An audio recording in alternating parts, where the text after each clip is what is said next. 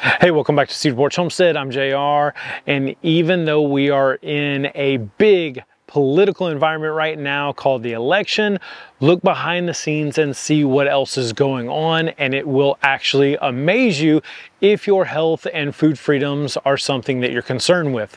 Now, one of the things that's happening right now is a lot of stuff is coming out about where your food comes from, its origins, big pharma, big ag, and why that is deteriorating the overall health of Americans right now. So we're kind of breaking some things down one issue at a time.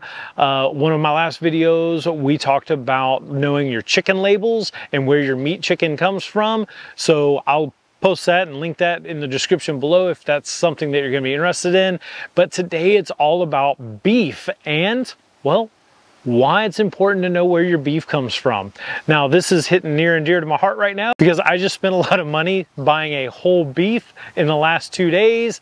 We're going to be getting that here in a couple weeks because we feel like it is extremely important to vote with your dollars and make sure that the beef that you are feeding your family and yourself is coming from a place that puts the health of that beef animal and the health of the land that that beef animal is raised on as the premier concern of how to regenerate the world that we live in. Now, let's go over real quick where your commercial beef comes from. Now, anytime that someone says that you are eating grass-fed beef, that is a greenwash. That is something that they're trying to sell you a bill of goods on that one, because all beef is grass-fed at some point in its life. Here in the US, our main producers are not these giant commercial cattle operations. What they are is the small ranchers, small acreage, and they're raising their own livestock herd. Now, the whole time that beef is out there, they're going to be on grass, they're going to be on pasture, and they're going to hit what's called market weight, taken to the sale barn and sold to what is a CAFO, or a confined animal feed operation. Now, those confined animal feed operations, that is where you are going to run into the biggest health concerns of that beef animal. Most of the time, when you go back to those small producers, the small ranchers, they're going to take care of their animals the best they can, because a live animal is going to be worth a whole lot more than a dead animal, and an animal that can put on weight is going to be worth a whole lot more than a sickly, thin animal. So they're going to do their best to make sure that animal is going to be taken care of, and that is going to be, each independent place is going to find what works out best for them to get that animal to a sellable size. Now, the CAFOs, those confined animal feedlot operations, that's where those animals are going to be stacked thousands upon thousands on top of each other. It's going to be like little miniature cities, and they are going to be fed grains, GMO, all kind of antibiotics. They're going to be fed those things that you do not want in your body, because that's the kind of things that are going to turn around and make us as unhealthy as those animals in the confined animal feedlots. So not only is that animal on that feedlot operation going to be in a unhygienic, unhealthy environment, they're also going to be fed a very unhealthy feed for that animal, because no matter what anybody tells you, cattle, ruminant animals, which means ruminant, four-chambered stomach. They have 4 chambers in their stomach to help break down what? Grass. They take forages, which are pasture grasses, and turn them into proteins and fats. And that is what we're supposed to consume. That is how we as omnivores or carnivores, or however you want to place the human, that is how we actually get the nutrients from solar collection. The grasses absorb the solar energy, the ruminant animals take that, they turn it into proteins and fats because they have 4-chambered stomachs, and then monogastric animals like ourselves, we're able to take those fats and proteins and create health and abundance in our own lives. So cattle are made to eat grass and forages, not grains and byproduct, and that is what they end up getting when they're on a confined feedlot operation. So that's just the health of the animal in general. That's not even talking about the environmental impact of those confined feedlot operations. So when it comes to the environmental impact on those CAFOs, now beef are going to create a lot of waste. So it's very important to know how much a beef cattle can produce as far as waste. If you put a cattle out on pasture, a full-grown heifer or a full-grown cow or steer, they're going to be out on pasture and converting about 50 to 80 pounds of manure coming out of them a day. That comes in the form of either urine or cow patties, but you're going to be looking at an animal that's generating 50 to 80 pounds of manure a day.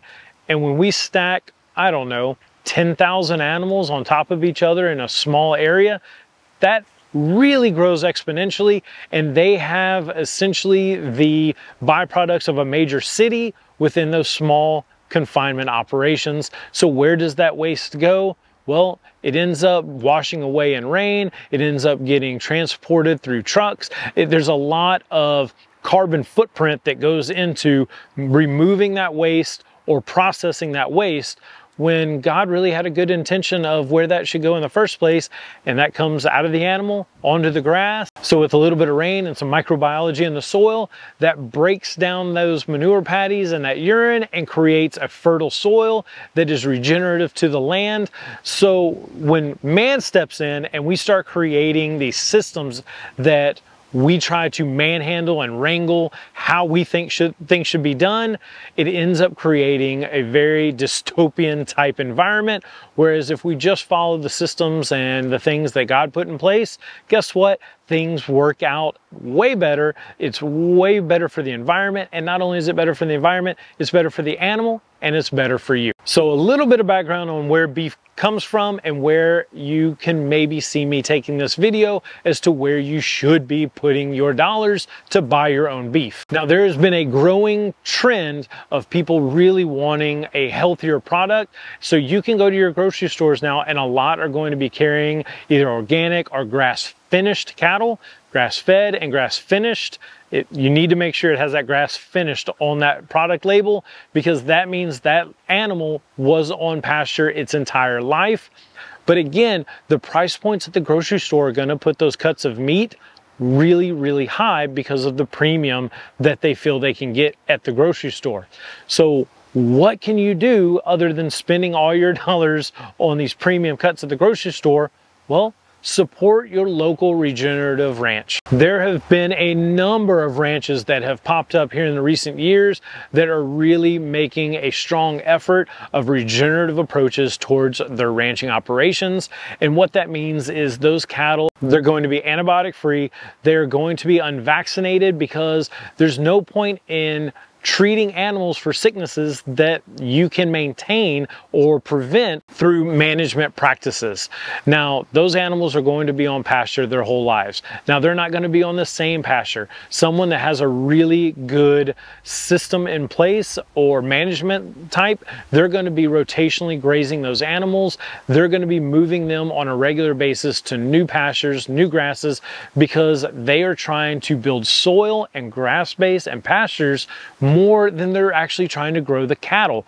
The cattle is a byproduct of good soil management. Okay, so if you are like us and you decided to get either a whole, a half, a quarter, or an eighth of an animal from a regenerative ranch, these are some of the things that you need to look for on getting and finding the ranch that you want to buy from. First off, they should be more than willing to tell you everything about that animal from the time they got it to the time it was born, to the time it went to the processor. They should know every single thing about that animal, because it is their livelihood and they have had a hands-on experience of that animal its entire life. Not only that, they should be 100% on board with answering any questions that you have. They should be more than willing to show you their operation, walk you through how they are rotating their animals, how they're doing this regenerative approach. And right now, most of the ranchers that are doing a regenerative approach to agriculture or ranching are more than happy, and they are busting at the seams to tell someone about all the things they're doing for their animals, because of Well, they're just so happy with what they're doing for the world, what they're doing for their land, and what they're doing for that animal that they love to share. So if you run across a rancher that is not wanting to talk to you, not wanting to answer your questions, not willing to show you their operation, there are other producers out there that are more than willing to do that. And I suggest you vote with your dollars on that too, and you go to the producers that are out there wanting and striving to educate their consumer to make sure they know what product they're getting, and they're more than happy to answer any and all questions that you have. So one of the best places to find one of these regenerative ranches is to plug into the regenerative community. There's a lot of Facebook pages that are dedicated to it. You can do word of mouth. There's a lot of local producers, probably where you're at right now, that you can find online, that they are doing a wonderful job of producing good quality grass-finished beef, and that is where I suggest you put your dollars and your vote through your dollars into is those regenerative ranches, because the more money that we as consumers pay into these regenerative practices, the larger companies are going to pick up on this, and that's going to be the growing trend, because at the end of the day, what we're trying to do is we're leaving this world better for our children and our grandchildren than how we found it. And the only way that I've been able to really think and put this together to where it's going to work is through these regenerative ranching practices. Because if a rancher has his soil in mind, then every generation of cattle that comes across that pasture is going to be healthier and healthier and healthier, and the soil is going to become healthier and healthier and healthier. One of the key phrases that a lot of people are wanting to use now is carbon sequestration, and there's no better way of drawing in carbon and storing it in the soil for the building blocks of that microbiome and those mycorrhizae and all the other words that I probably don't know how to pronounce in your soil, is by letting ruminant animals graze the pastures, rotationally grazing them to create strong, great, wonderful soil. If you need a good example of this, go back into the early days of the bison in North America. You had over 70 million bison roaming the prairies of North America at the time, and a bison's a bigger animal than most cattle, so you're looking at 80 plus pounds of manure coming out of 70 million animals every single day. So I'm not going to do the math on that, because let's face it, I'll probably get that wrong, but 70 million times 80 pounds every single day, that's a lot of fertilizer, which is why the Midwest has one of the most fertile basins in the world, and why it is still used for row cropping right now, but they are using up that topsoil. That soil is depleting at an exponential rate every single year. If you ever want to know how fast soil is being depleted of its nutrient base, talk to farmers that row crop and ask them the fertilizers they're using now compared to what they were only 10 years ago, 20 years ago. Those numbers of fertilizers, the chemical fertilizers, petroleum-based fertilizers that they're having to use right now, is either double, triple, or quadruple what they've had to use in the last 10 to 20 years. And that number is only going to increase as we are pulling away all the nutrients from our topsoil through industrial agriculture. Back to beef, because this all really kind of ties in together, is when you leave those animals on good, strong pastures that is approached through a regenerative method, you are going to get a healthy animal. You're going to get an animal that is antibiotic free, vaccine free. They're going to be able to put all those beautiful nutrients that they're able to gather through that grass. They're going to put that in their beef. They're going to put that in their fat. And we as monogastric creatures get to consume that and take advantage of all that solar collection and all that health that that animal is able to process for us. So don't get me wrong. If you have to go to the grocery store, you have to spend your dollars on those independent cuts of beef, by all means, choose the best you can, but get what you can afford, because at every point in this, there is a price point that you're going to have to decide what is important to you. I've said this in multiple videos, and I will continue saying this. For every dollar you decide not to spend on your food now is going to exponentially grow and be dollars that you have to spend on your health further down the road. Because what's happening right now, especially with the Make America Healthy Again movement, is we're finding out how our food that is being forced on us essentially through the grocery stores and modern industrial agriculture is creating sick people, chronically sick people that are dependent on medication for the rest of their lives. Our point and our purpose and everything that we kind of stand for here on our backyard homestead and in life is to create health and create abundance. And we do that by making our best decisions now, not putting that off for the future. I'm sorry you had to listen to me on my soapbox, but this is one of these topics that's really near and dear to my heart, really near and dear to my wife's heart, as she is now a nutritional therapy practitioner. I'll leave a link for her website below. For any ladies that are in the perimenopausal state, those are the people and clients that she is really concentrating on. But enough of that shameless plug for my wife. Thank you so much for watching this video. If you haven't had a chance, make sure you're subscribed and give us a thumbs up. Hit that notification bell so you're notified when we come out with new videos. And as always, we'll see you on the next one. Thank you so much.